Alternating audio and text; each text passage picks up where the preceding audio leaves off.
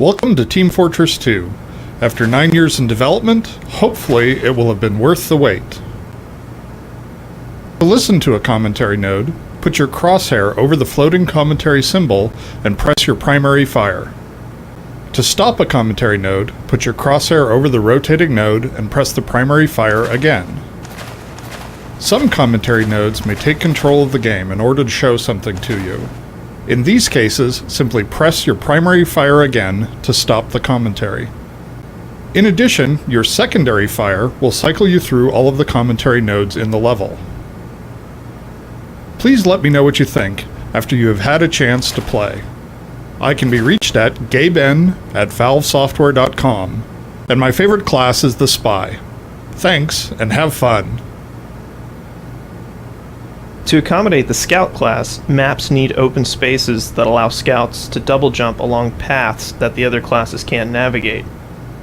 This area features a variety of rooftops and rocks that a Scout can traverse while staying above any non-Scout opponents. Scouts often use their speed advantage to retreat and collect health, so here we force them to adopt some risk by placing the health inside a small enclosed area where they sacrifice some freedom of movement. For soldiers, we design spaces with specific attention to height. Soldiers generally want to be shooting down at the opponents to maximize the effect of their rocket splash damage. The rooftop here gives them that advantage. It can also only be reached with the soldier's rocket jump, making it generally inaccessible to the other classes. Because of the splash damage from a rocket jump, soldiers have to trade health for the height advantage. This trade-off, coupled with the lack of health on the roof, lets us make the rooftop a powerful advantage without unbalancing the map, since soldiers will need to rely on medics down below to keep them healthy. When designing areas for high levels of combat, we try to avoid complexity and chaos. Complex geometry confuses players, making it hard for them to track enemies and interfering with their movement and aiming during combat. The most chaotic combat tends to occur when the size of the room fails to support the number of players fighting in it. In this final area of the map, we wanted a free-form battle to rage for some time before anyone could achieve a decisive victory. To achieve this, we built a wide-open area with several entrances and gave players a variety of attack and defense options at various heights. Rather than depend on elevators and ladders, we relied on ramps, since these allow freedom of movement at all times instead of confining players. Through playtesting, we made many changes to the dimensions of the room, the size of cover elements, and the size of the entrances, thus ensuring the area could accommodate a battle of many players. Height is a useful feature when designing defensible buildings. For instance, the Cap B building needs to be defended from all directions. The height and windows on all sides give defenders in this building an advantage when launching rockets and grenades from within. Bulletproof glass in some windows lets them safely view approaching enemies. Bulletproof glass is a useful design tool in strongly defended areas such as around control points. It gives the offensive team a chance to see enemy defenders and sentry gun positions, while affording the defensive team a good view of the gathering attackers. This is often crucial for the defense, if the offense is waiting for a medic's invulnerability charge.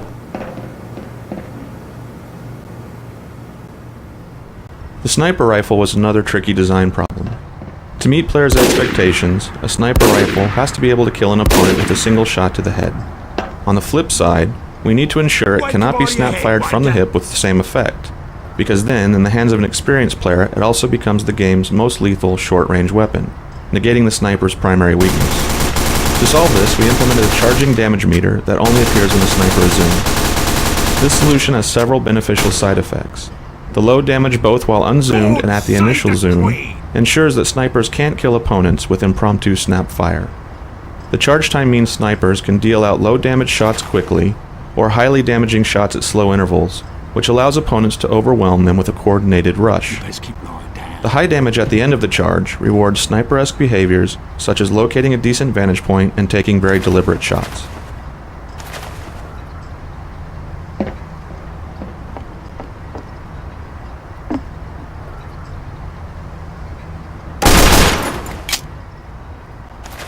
We intended Team Fortress 2 to feature many special particle effects to enhance the wide variety of weapons and class abilities.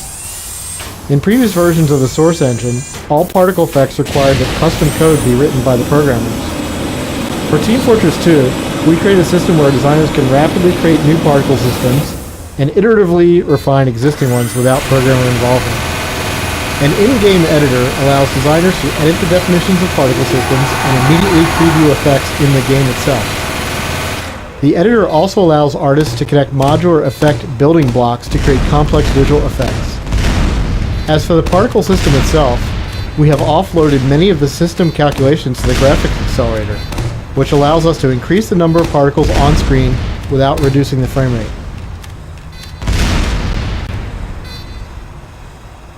With its wide field of fire, the Heavy's minigun lets players who don't have great twitch aiming skills still wade into the thick of combat.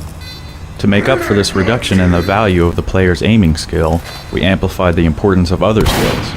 For instance, the wind-up time before firing and the Heavy's reduced speed while firing force players to learn to anticipate both the start of combat and incoming enemy attacks.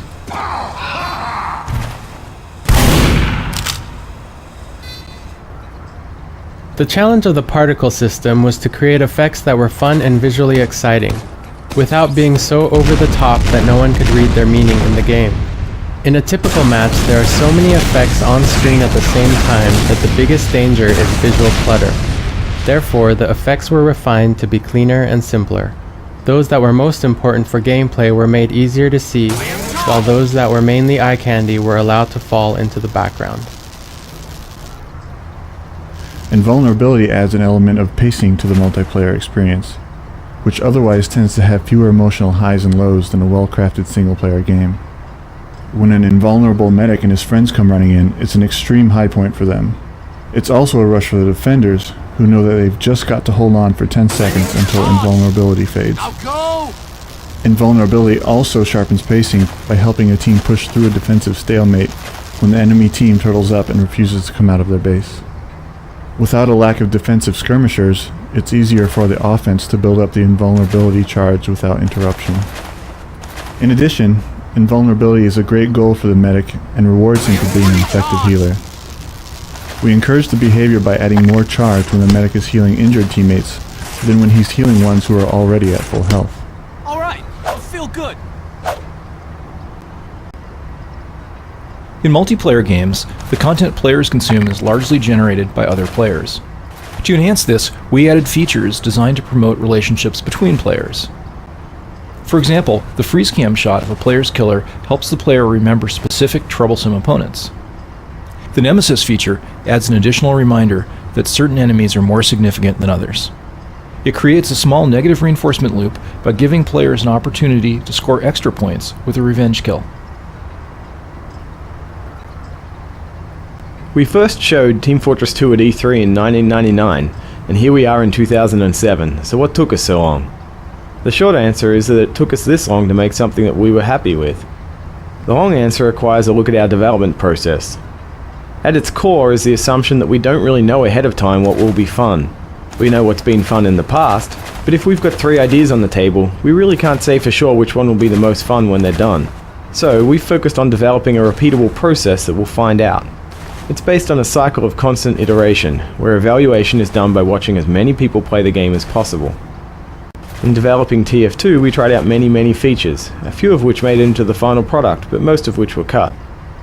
For example, our initial versions of tf2 were focused on trying to build a game around the concept of a commander, a single player who had a real-time strategy view of the battlefield. He would be responsible for building structures and providing a unifying strategy for the team.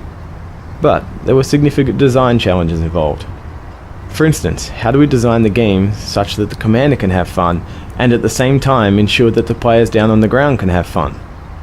How do we ensure that the players and the commander value the output of each other? How do we ensure that the game is still fun if you have a terrible commander, or conversely, if you're a great commander with a terrible team? We spent many months working on these and other issues, and never really reached a point where we were satisfied. In addition, our game had become overly complex, due to our attempts to add a strategy layer deep enough to warrant the addition of the commander in the first place. In the end, we made the hard decision to remove him from the game and moved on. Critical hits are one of the features that resulted from our focus on pacing. The critical hit system attempts to slightly influence the highs and lows of the game by increasing the chance of a critical hit based upon the player's recent performance. In summary, the better you're doing, the more likely you'll continue to do well. This helps create those rare high moments where a single player goes on a rampage and gets 3 or 4 kills in rapid succession. The Demo Man is the most versatile combat class, capable of rapidly switching from strong offensive pushes to defensive area denial. He has the only indirect fire capability in the game, allowing him to take out sentry guns around the corner, and his sticky bombs give him a grenade jumping ability similar to that of the soldier's rocket jumps. His sticky bombs can also prevent enemies from moving through doorways, cover a retreat, and defend control points even when the Demo Man is somewhere else. The Medic is the main support class. Previous support classes we've designed had a variety of problems. They didn't require much skill because they stayed back in defended areas, which also kept them out of the funnest parts of the game. Worst of all, this meant they weren't even terribly useful because they generally weren't near the players who most needed to be healed. We designed the Team Fortress 2 Medic to solve these problems, primarily by focusing on keeping them right in the thick of battle. Additionally, we designed the Medigun to be as easy to use as possible, so that medics can focus on survival while healing teammates. Virtually no aiming is required, which lets medics concentrate on following their heal target, who has a huge incentive to keep his medic benefactor safe.